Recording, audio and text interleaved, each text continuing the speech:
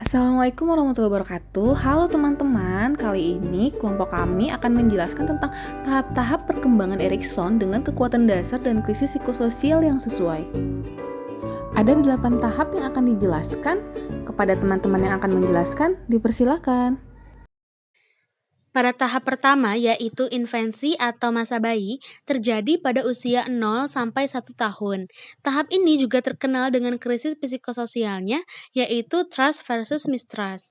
Tahap ini paralel dengan fase oral pada teori psikoseksual yang dikemukakan oleh Freud. Kemudian, tahap ini bergantung pada hubungan ibu dengan bayi yang meletakkan dasar untuk percaya pada orang lain dan percaya pada diri sendiri. Namun, pada tahap ini juga bisa menghadirkan perasaan tidak percaya pada orang lain dan kurangnya kepercayaan diri. Basic trust lahir dari lingkungan ibu yang responsif dan caring. Contohnya, ibu memberi respon hangat dan suara menenangkan serta memberikan makan teratur atau sesuai kebutuhan. Rasa percaya dasar biasanya sintonik. Nah, apa sih sintonik itu? Sintonik adalah elemen yang harmonis dalam tahapan perkembangan manusia. Sedangkan mistrust lahir dari lingkungan ibu yang tidak responsif. Contohnya, ibu sering kesal dengan bayi yang cerewet, ibu marah-marah, dan sering mengabaikan kebutuhan bayi. Rasa tidak percaya biasanya distonik. Nah, distonik ini adalah elemen yang mengacaukan dalam perkembangan psikologis manusia. Pada tahap ini, ada dua buah coping, yaitu coping adaptif dan maladaptif. Pada coping adaptif, itu jika ibu merespon dengan tepat kebutuhan fisik bayi dan afeksinya, maka bayi akan mengembangkan rasa percayanya.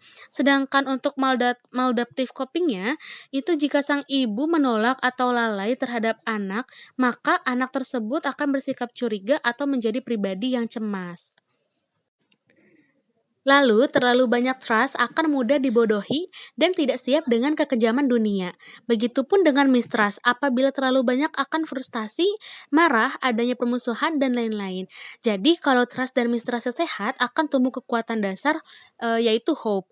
Nah, hope di sini terjadi karena bayi merasakan lapar, sakit, dan tidak nyaman. Namun akhirnya hilang setelah kebutuhannya dipenuhi oleh sang ibu.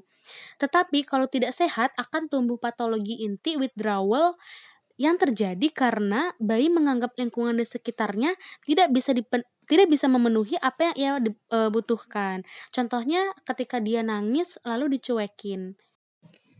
Pada tahap kedua yaitu early childhood yang terjadi pada usia 1 sampai 3 tahun, di mana tahap ini sebenarnya mirip dengan fase anal pada teori psikoseksualnya Freud.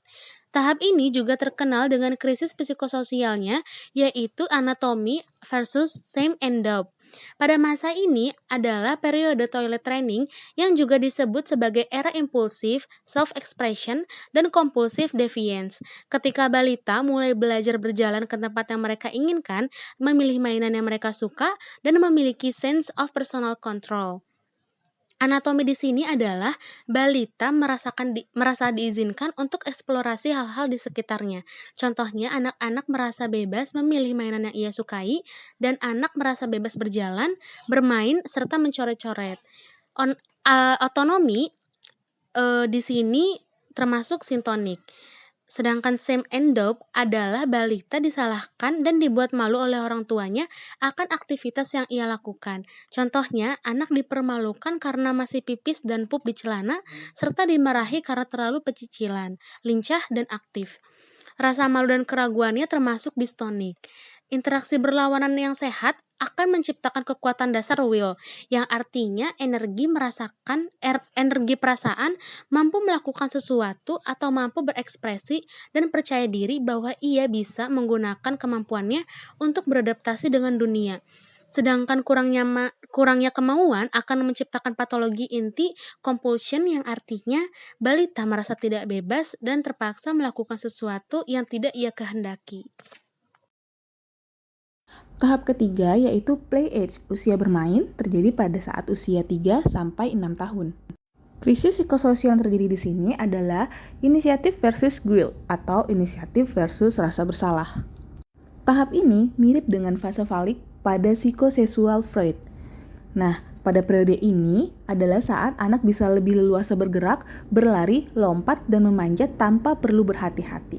Inisiatif di sini adalah anak melakukan eksplorasi lingkungan, menciptakan permainan dengan bermain atau identifikasi seksual dengan tujuan mendapatkan peran sosial. Contohnya bermain peran seperti menjadi seorang ayah, ibu, dokter, ataupun polisi. Hal ini berkembang dari autonomi dan inisiatif, yaitu sintonik. Adaptive coping yang terjadi pada tahap ini yaitu terjadi bila orang tua merespon inisiatif anak dengan cinta kasih, maka anak dapat mengembangkan target atau tujuan sosialnya yang realistis. Realistis di sini maksudnya adalah anak tahu bagaimana cara membuat perhatian tanpa membuat masalah. Nah, maladaptive copingnya terjadi bila orang tua memberikan hukuman atas inisiatif anak, maka anak akan menimbulkan rasa bersalah. Rasa bersalah ini yaitu perasaan malu yang terkait dengan Oedipus kompleks saat anak melakukan eksplorasi lingkungan dengan bermain atau identifikasi seksual mendapatkan hambatan atau dilarang. Hal ini berkembang dari shame dan rasa bersalah yaitu dystonik. Lalu, tahap yang keempat, school age, yaitu usia sekolah, terjadi pada usia 6-13 tahun. Krisis psikososial yang terjadi yaitu industry versus inferiority atau ketekunan versus rasa rendah diri.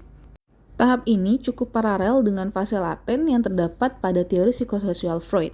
Karena ini dimulai masa awal sekolah, maka anak mulai mengembangkan hal-hal yang berkaitan dengan kognitif. Seperti dihadapkan pada penyelesaian tugas dan tantangan, anak belajar mengembangkan ketekunan dan rasa rendah diri. Adaptive coping dari krisis ini yaitu ketika anak menerima pujian atau reward, maka anak akan merasa dirinya kompeten dan cenderung memiliki target yang lebih besar lagi. Nah, itu terdapat pada industri, yaitu keinginan untuk menyelesaikan tugas, beraktivitas, dan bekerja sama dengan baik, serta mengembangkan diri, dan ketekunannya yaitu sintonik.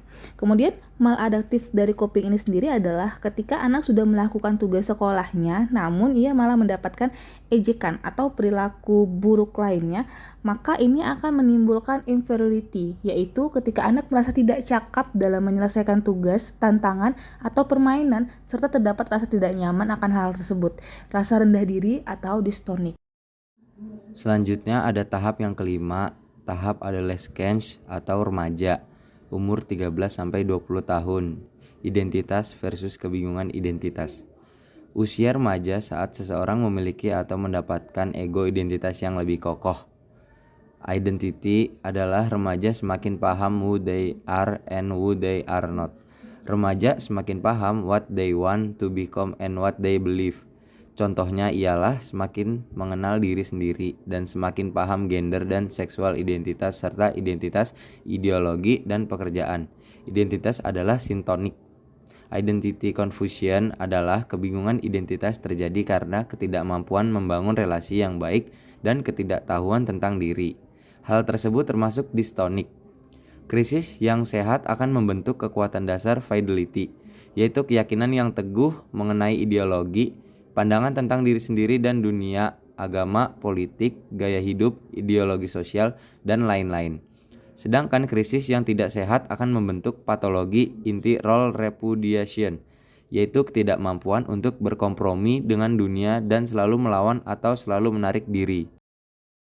Selanjutnya ada tahap yang keenam, tahap young adulthood atau dewasa awal, umur 20-30 tahun, keintiman versus keterasingan.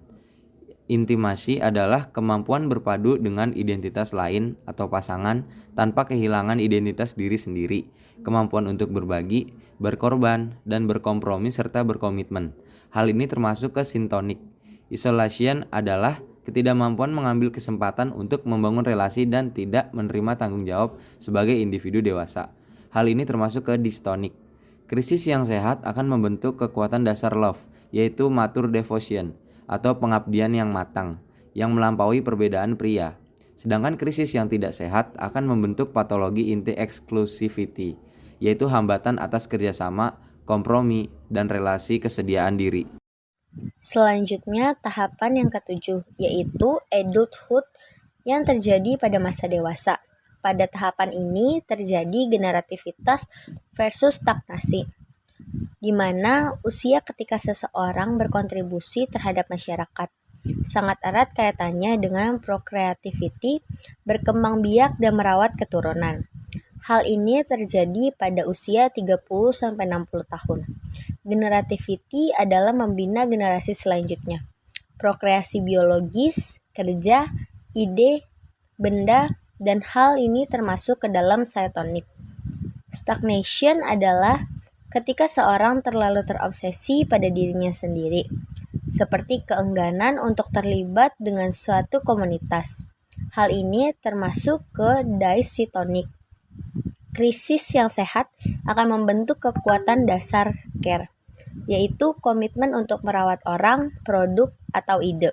Sedangkan krisis yang tidak sehat akan membentuk pantologi rejectivity, yaitu ketidakinginan untuk peduli atau merawat orang lain.